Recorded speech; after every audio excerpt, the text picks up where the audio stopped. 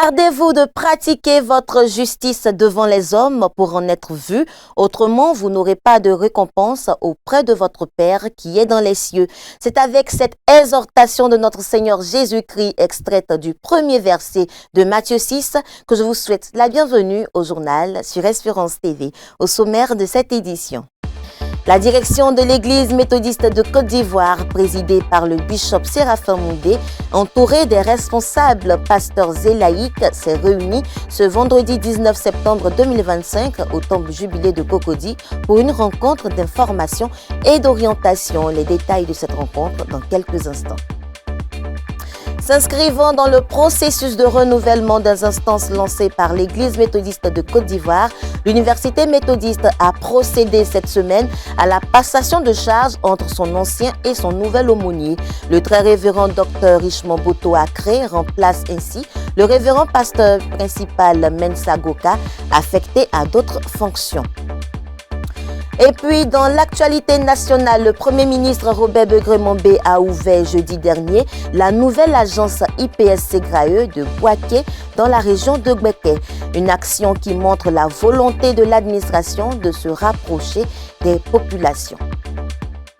Mesdames et messieurs, shalom chez vous et merci de nous suivre. Nous ouvrons cette édition avec la rencontre d'information et d'orientation initiée par la direction de l'Église méthodiste de Côte d'Ivoire. Présidée par le bishop Séraphin Moundé, cette réunion a enregistré la participation des surintendants, pasteurs et laïcs, présidents des organes et structures de l'Église. Et à ce propos, le très révérend pasteur Michel Lobo, secrétaire de la conférence, nous donne les implications de cette rencontre. Le bishop Séraphin Moundé a convié ses collaborateurs, à savoir les surintendants, les très révérends pasteurs, les PL des districts et les responsables des structures de la conférence à une réunion d'information. Information sur la vie de l'Église. Depuis la dernière conférence, on a décidé de renouveler les structures ou de renouveler les animateurs des structures de l'Église. Et il est parvenu au bishop que par endroit, il y a des dysfonctionnements. Donc, il a appelé les premiers responsables de ces structures-là pour leur demander de respecter les tests et les dispositions transitoires. Il a aussi profité de l'occasion pour dire aux premiers responsables des structures que le culte d'hommage du bishop émérite Benjamin Boni est reporté à une date ultérieure et que cette date, de commun accord avec le bishop, sera communiquée au peuple de Dieu. Il a aussi informé les collaborateurs que dans la première semaine du mois d'octobre jusqu'au 20, il sera absent du pays puisqu'il doit aller en Italie pour prendre part à l'AG de la CEVA et aussi participer à certaines rencontres avec les responsables d'églises d'Italie et de France. Voici brièvement ou en résumé ces informations importantes qu'il a eu à communiquer à ses responsables de structure. Soulignons qu'à cette rencontre, la première promotion d'étudiantes pasteurs envoyée à Muntani au Zimbabwe a été présentée. Au nombre de 2, elles y seront pour un temps de formation. La semaine dernière, l'église méthodiste Sinaï de Lokodro célébrait le premier anniversaire de la dédicace de son temple. À la faveur de cet événement, la nouvelle cloche de ce temple a été dédicacée par les mains du très révérend docteur André Kassi qui représentait le bishop Séraphin Moundé. Raphaël Dompi. Sinaï, encore. Sinaï, Amen. Amen. Sinaï, c'est le nom de la nouvelle cloche de la communauté méthodiste de Lokodro. Ce nom fut donné lors de la célébration de l'an 1 de la dédicace du temple méthodiste de Lokodro. Cette sonnette en provenance d'Europe est un don de la famille Djongu. Et c'est le très révérend pasteur Dr André Kassi qui a procédé à la dédicace de cet instrument liturgique et outil de communication dans l'église appelant les fidèles à la prière. En entendant les cloches, nous nous souviendrons que nous sommes une famille et en écoutant leur appel, nous nous rassemblerons pour manifester notre unité dans le Christ. Seigneur, toi qui appelles les peuples, les races, les nations dans ta sainte présence, regarde avec bonté ton peuple qui s'est rassemblé pour la bénédiction de cette nouvelle cloche. Permets à ceux qui entendront résonner le son de cette cloche pour les convoquer dans ton sanctuaire, de prêter à ta voix une oreille attentive et de te célébrer d'un seul cœur par Jésus-Christ notre Seigneur. La cérémonie du jour était consacrée à la liturgie spéciale de dédicace de la cloche en présence des autorités administratives, politiques, coutumières et religieuses. À cette occasion solennelle, la révérende pasteur Awa Bieke Virginie, en charge du temple Sinaï, revient sur l'importance de cette symbolique pour le chrétien et son rôle dans l'édification des fidèles. La cloche, c'est un élément liturgique. Ça fait partie de la liturgie de l'église méthodiste de Côte d'Ivoire. Malheureusement, nous sommes en train de perdre ces pratiques. Cet élément-là doit revenir dans nos temples. Et nous avons fait la liturgie, une liturgie spéciale de consécration, de bénédiction, pour que nous puissions réveiller nos consciences pour dire que la cloche-là, elle n'est pas facultative. C'est par elle que Dieu convoque son peuple à l'adoration. Il faut s'y mettre au nom de Jésus. La cloche, faut-il le savoir, est un instrument riche en enseignements spirituels. Et cette cérémonie est un appel au retour à la culture de la cloche, un moyen qui sert aujourd'hui à rythmer la vie religieuse selon Nombre 10, versets 1 à 8.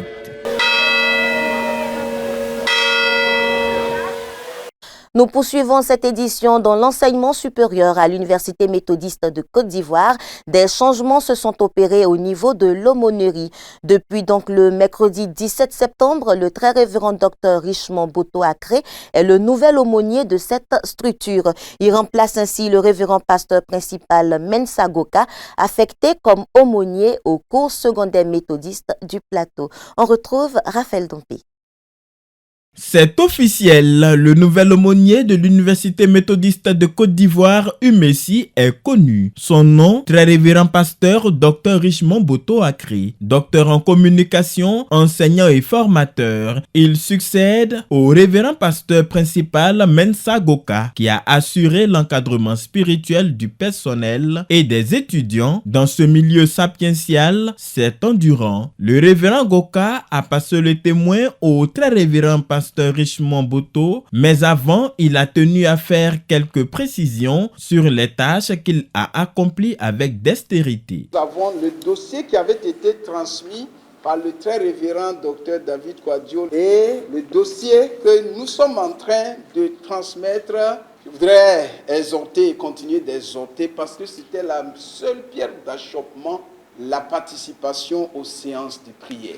Je voudrais vous demander de continuer à prier pour moi afin que les nouvelles responsabilités qui me sont échues, je puisse les remplir correctement. Avant la passation de charge, le président de l'Université méthodiste de Côte d'Ivoire, professeur René Nyalega Makagnon, dans son mot de bienvenue, a présenté les membres du personnel et félicité le nouvel aumônier. Nous faisons tout pour que l'Église soit fière de nous dans notre travail, pour que l'université soit toujours en tête.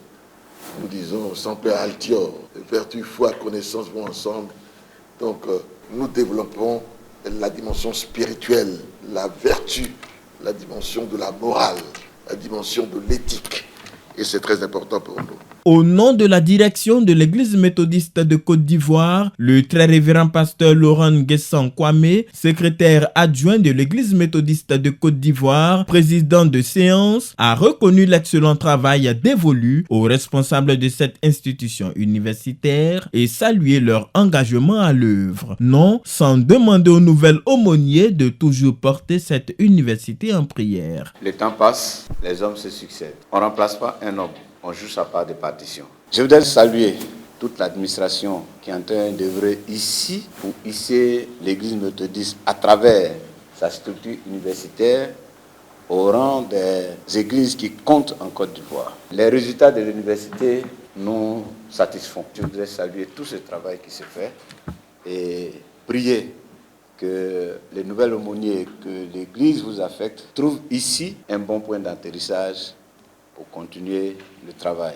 Suite à cette cérémonie, le nouveau responsable spirituel a été installé dans ses nouvelles fonctions. Il s'est engagé à poursuivre l'œuvre de son prédécesseur, mais à travailler aux côtés des responsables de l'administration afin de maintenir son rang de peloton de tête de liste des universités ivoiriennes. Je suis heureux de savoir que je suis bien entouré par le secrétariat général de l'Église, par la présidence de l'université et l'aumônier général, l'aumônier sortant. C'est ensemble que nous allons travailler pour la croissance de l'université, pour la gloire de Dieu. Et merci à tous, vraiment, du fond du cœur.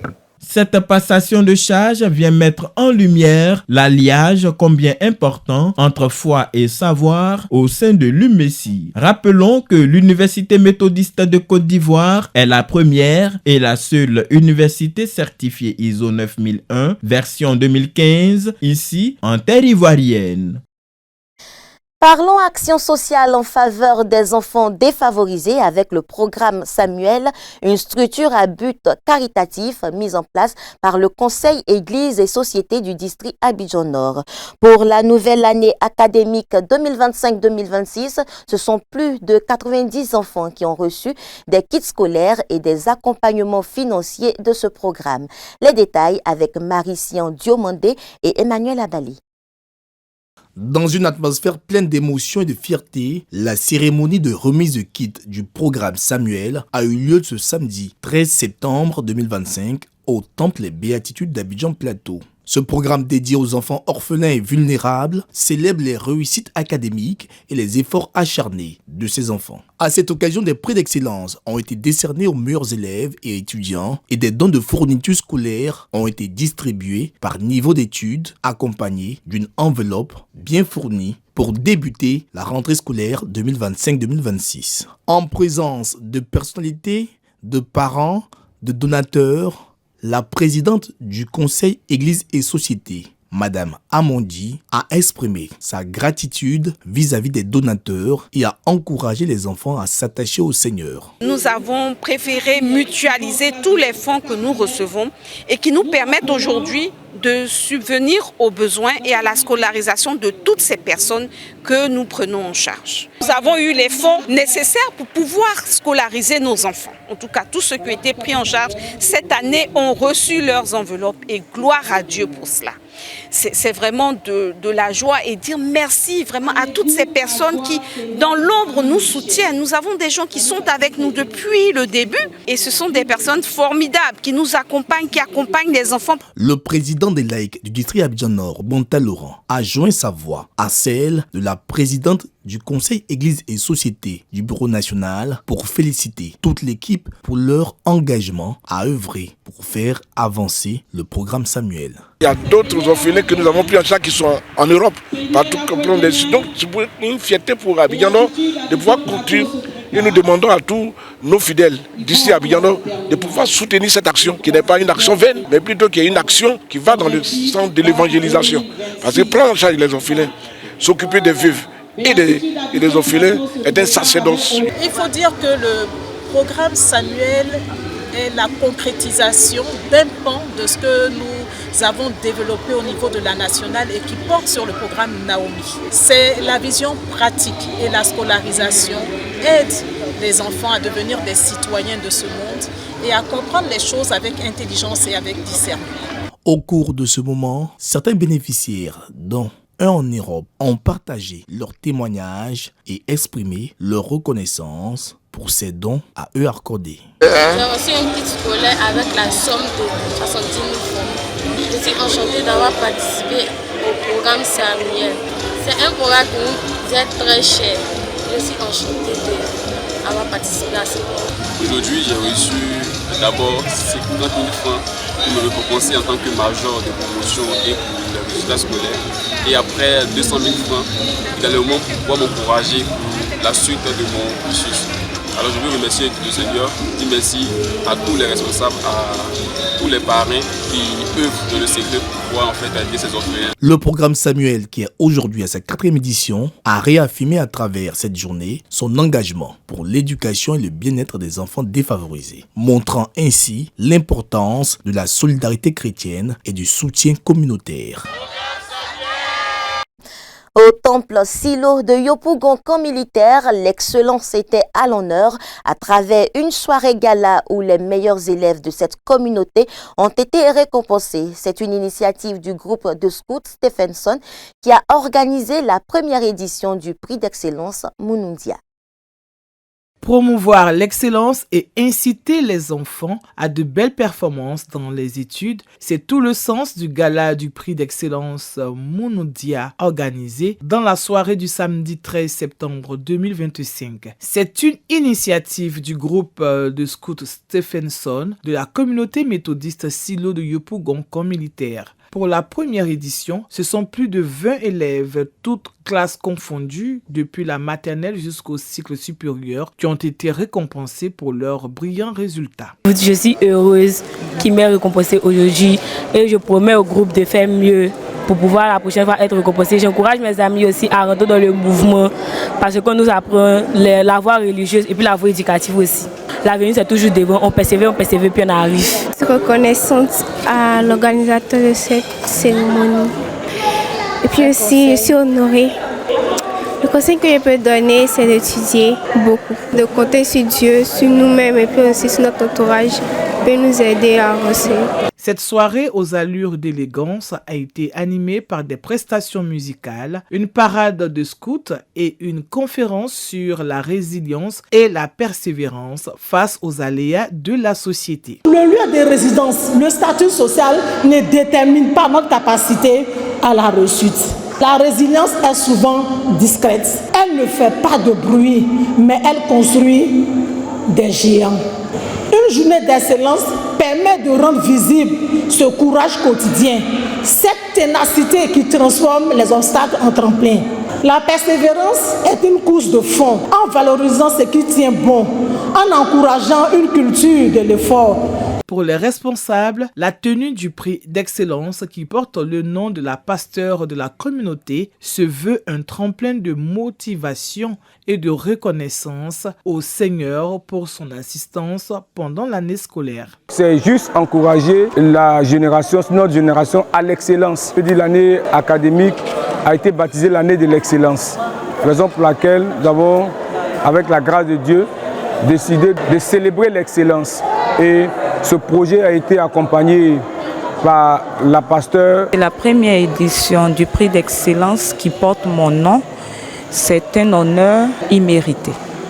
En attribuant ce prix d'excellence, mon nom est Kwakle Larissa. Nous voulons bénir le nom du Seigneur et encourager nos jeunes gens au travail, les encourager à mieux faire. Le groupe Stephenson, qui est le mouvement associatif de scouts, regroupe des jeunes méthodistes bénévoles qui font du service, la discipline et l'excellence leur credo. Au plan national, c'est une agence ultra-moderne de l'IPSC Graeux qui a été inaugurée par le Premier ministre Robert Begremambé à Bouaké. Une action qui vise à rapprocher l'administration des populations. Regardez. À Bouaké, dans la région de Beké, le gouvernement poursuit sa politique de proximité. La deuxième ville du pays accueille désormais une nouvelle agence régionale moderne de la Caisse générale de retraite des agents de l'État, l'IPSC Graeux, symbole du rapprochement de l'administration des usagers. Cette infrastructure a été inaugurée par le Premier ministre Robert Begremambé. Le maire Amadou Koné a salué une réalisation qui améliore concrètement le quotidien des populations. Je voudrais profiter de cette occasion pour rendre hommage au président de la République, le président Alassane Ouattara, pour tous ses bienfaits dans l'ensemble de la région de Beké. Tous les retraités de la région de Beké, les retraités actuels, les retraités futurs, dont nous tous, sommes très heureux que monsieur le ministre et son équipe rapprochent l'IPSC Graeux à Bouaké et que les populations soient reçues dans de meilleures conditions ici. Le directeur général de l'IPS à Ségrailleux a souligné l'efficacité du dispositif et la réduction des délais de traitement. L'agence de Boaké comprend aujourd'hui près de 24 884 fonctionnaires et agents de l'État en activité, 5 651 retraités et près de 15 associations de retraités régulièrement constituées et actives. Le précédent site, trop exigu et d'accès difficile, ne permettait plus de répondre de façon optimale aux exigences et aux attentes de nos chers assurés sociaux. La nouvelle infrastructure traduit ainsi une amélioration continue de la qualité des services. Le ministre Adama Kamara a rappelé les progrès du pays en matière de protection sociale, avec plus de 68% de la population déjà couverte. L'agence principale de l'IPS Ségrailleux est un instrument de justice sociale, un centre d'accueil humain, un maillon essentiel du service public de proximité, l'expression du rapprochement du service public vers l'usager cher à notre président bien-aimé, son Excellence Alassane Ouattara. Elle offrira l'ensemble des prestations habituellement centralisées à Abidjan, constitution et suivi des dossiers de pension, à réduire considérablement les délais de traitement, à rapprocher l'administration des usagers, à améliorer le confort des assurés et à limiter les déplacements souvent coûteux et pénibles vers la capitale économique. Enfin, le Premier ministre Robert Begré-Mambé a présenté cette agence comme un symbole d'équité territoriale dans la vision du président Alassane Ouattara. Je me réjouis parce que Boaké fait la fierté de la Côte d'Ivoire. Le président Alassane Ouattara, il m'a chargé de vous dire ceci. Si la Côte d'Ivoire avance, si la Côte d'Ivoire se modernise et progresse, c'est parce que hier, vous retraités, vous avez consacré votre énergie, votre intelligence et vos années de travail à servir la Côte d'Ivoire. C'est pourquoi, sous sa haute impulsion, le gouvernement de la Côte d'Ivoire reste résolument engagé à ses côtés à garantir à chacun des travailleurs de ce pays, qu'il soit du public ou du privé, une retraite digne et sécurisée. Vous retraitez, tous vos actes réalisés ici, dans cette agence, devront être réalisés avec beaucoup de facilité pour vous simplifier la tâche. Boaké confirme ainsi son rôle de pôle social et moderne au service des usagers. Sur le continent, la maladie d'Ebola continue de faire des ravages. En République démocratique du Congo, 48 cas dont 31 décès ont été confirmés par l'Organisation mondiale de la santé. Le virus Ebola a fait plus de 30 morts en République démocratique du Congo. Dans son dernier rapport publié jeudi à Genève, en Suisse, l'Organisation mondiale de la santé a indiqué que 48 cas d'Ebola avaient été confirmés pour 31 décès dans ce pays d'Afrique centrale. Cette épidémie déclarée en RDC début septembre constitue la première depuis 3 ans. Selon les experts, les forêts tropicales denses du Congo se veulent un réservoir naturel pour le virus Ebola. La maladie provoque fièvre, courbatures et diarrhée, et le virus a la capacité de rester latent dans l'organisme des survivants avant de réapparaître des années plus tard. Dimanche dernier, l'Organisation mondiale de la santé a déclaré avoir débuté la vaccination des travailleurs de santé en première ligne et les personnes ayant été en contact avec des sujets infectés par le virus Ebola dans la province congolaise du Kasaï. L'OMS a indiqué que 400 doses du vaccin Ervebo Ebola provenant du stock national de 2012 avaient été livrées à Boulapé, épicentre de l'épidémie.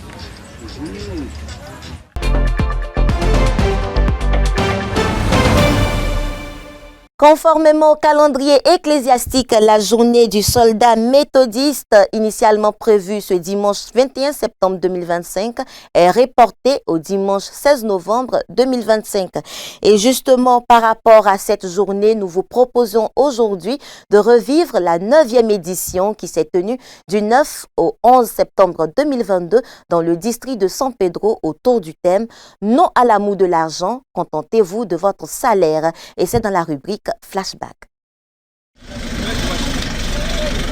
Parti du camp de gendarmerie d'Abidjan-Agban, le vendredi 9 septembre 2022, peu avant 8 heures, c'est à 23 heures que les membres de l'Organisation des militaires et paramilitaires, OMP, de l'Église méthodiste unique Côte d'Ivoire ont regagné San Pedro afin de prendre part aux festivités marquant la 9e édition des Journées du soldat méthodiste. Le voyage que nous avons effectué a été vraiment très périlleux. Nous sommes pour la plupart épuisés, mais Dieu renouvelant nos forces, n'est-ce pas, nous sommes prêts et disposés pour le service. Le samedi 10 septembre 2022, après la dévotion matinale, c'est sous le commandement du chef d'escadron Pierre Agodio que le défilé militaire a animé les artères du chef-lieu du district du Bas-Sassandra.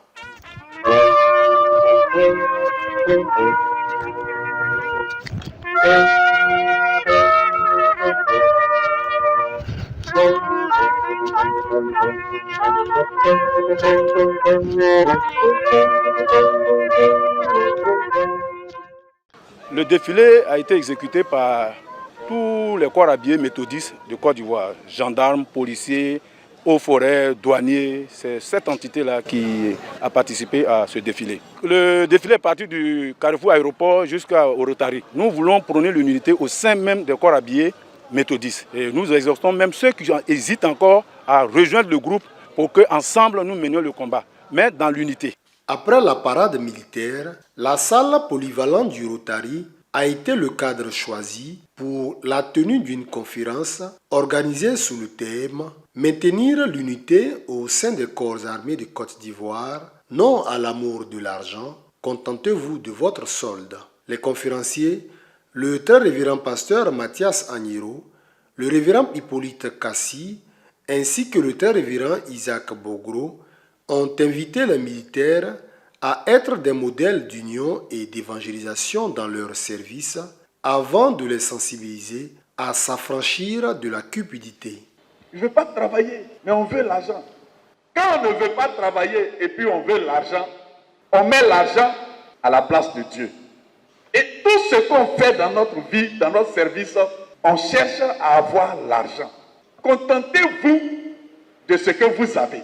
Il faut faire l'effort de vivre avec son salaire. Ce qui nous est demandé aujourd'hui à travers ce thème, que nous comprenions que désormais, bien que nous soyons des corps différents, au sein de notre organisation, nous formons un seul et même corps. Et ce corps, c'est lequel? C'est l'organisation des militaires et paramilitaires. Au terme de cette conférence, les participants sont repartis satisfaits. Ils se sont fait écho des messages entendus. Les militaires qui viennent de différents horizons et de différents corps constitués soient unis. Sans union, sans entente, sans la solidarité, ils ne peuvent pas réussir leur mission. J'invite tous les méthodistes militaires, c'est notre affaire à nous, qu'ils viennent pour assister au moins à une journée pour savoir comment la journée unit. Aujourd'hui, nous avons pris un thème qui est union. Si nous sommes unis, nous allons être plus forts en Jésus-Christ notre Seigneur. Je tiens à vraiment dire merci à tous les participants, merci aux différents conférenciers, vraiment pour tout ce qu'ils nous ont prodigué comme conseil. Avec l'aide de Dieu, nous pouvons avancer. Nous avons beaucoup à faire en tant que chrétiens, dans nos services, dans nos communautés. Pour celui qui a la crainte de Dieu, même loin du regard de ses autorités, a toujours bien fait son travail. Nous disons donc merci aux orateurs et exhortons tous nos frères et dames à avoir le Seigneur comme socle parce qu'il nous garantit, quoi qu'il advienne, si nous demeurons dans le Seigneur, notre fin de carrière ne sera pas malheureuse. Dans la soirée de cette même journée, un concert de l'unité a été organisé au Temple méthodiste uni Ebenezer du Bardo.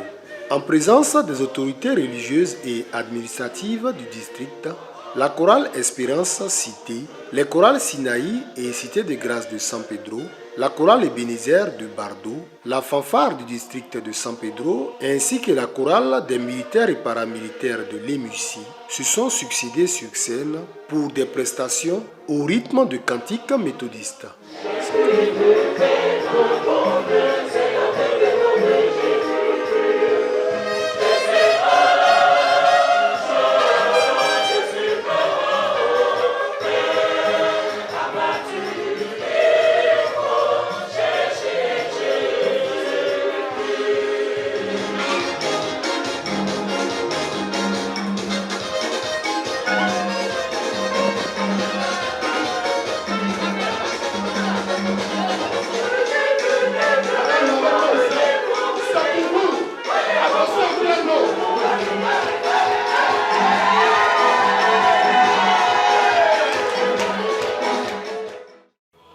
Les festivités marquant la 9e édition des Journées du Soldat méthodiste ont pris fin le dimanche 11 septembre 2022 par un culte officiel de clôture. Culte qui s'est tenu au Temple Espérance Cité de San Pedro.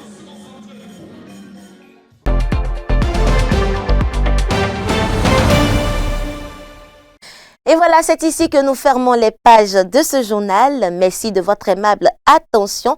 Le programme continue sur Espérance TV. Je vous souhaite un agréable week-end sous le regard bienveillant de notre Seigneur Jésus-Christ. À bientôt.